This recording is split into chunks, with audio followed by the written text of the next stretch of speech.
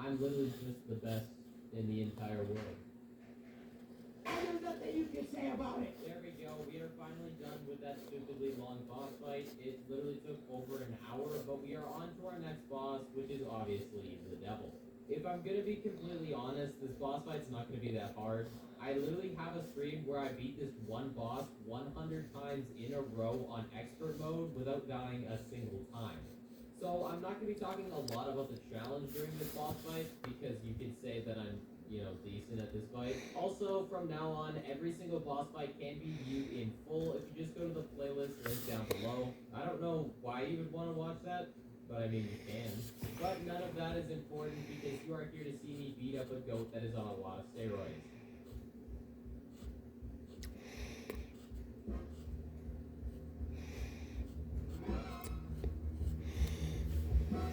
Just as a disclaimer for the rest of this video, if you're wondering why the footage now looks like you've been punched in the eye socket by Mike Tyson, that's because YouTube streams are really hard to download without them looking like complete total ass. Regardless of that, the first phase of this boss fight is extremely complicated. In just this phase of the boss fight, he has 7,350 HP, as well as having 6 different attacks, and he spawns minions. His minions are fairly easy to deal with. On expert mode, they spawn with 5 HP, which is only 0.5 more than normal mode. I don't know why they did that. But regardless of how much HP they have, they always get taken out by a single roundabout shot. This is actually one of the reasons why I chose the roundabout for this fight, because it basically shoots in both directions, meaning that you never get surprise attack. As you've seen from this footage, his minions, which are purple demons, first appear behind the throne, then run towards the player from whichever side they appeared from.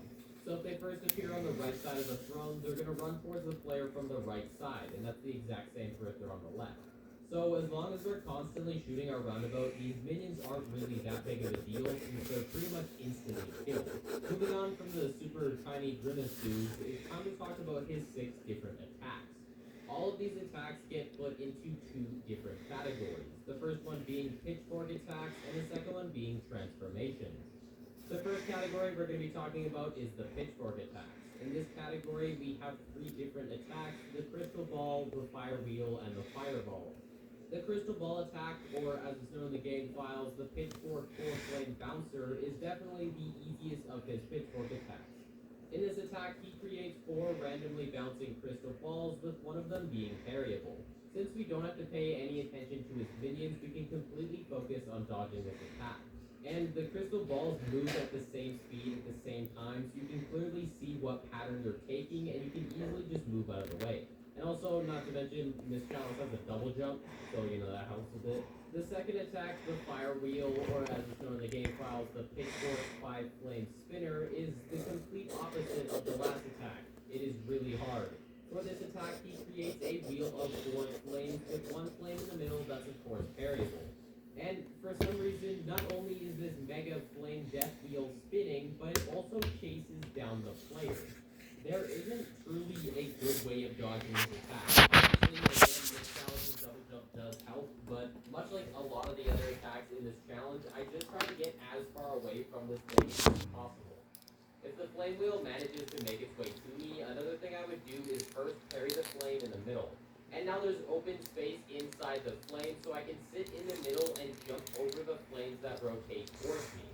So for example, if the flame wheel was moving clockwise, I would sit in the middle and do a counterclockwise arc jump to make it over the bottom flame.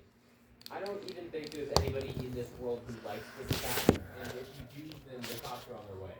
The final attack in this category is the fireballs, also known as pitchfork 6-flame ring in the game. This attack is really simple. 6 flames get spawned in a hexagon pattern, with one of them, of course, being parryable. Once all 6 have spawned, they each take turns shooting off towards the player's current location, and once they're all gone, that's the end of the attack. So how exactly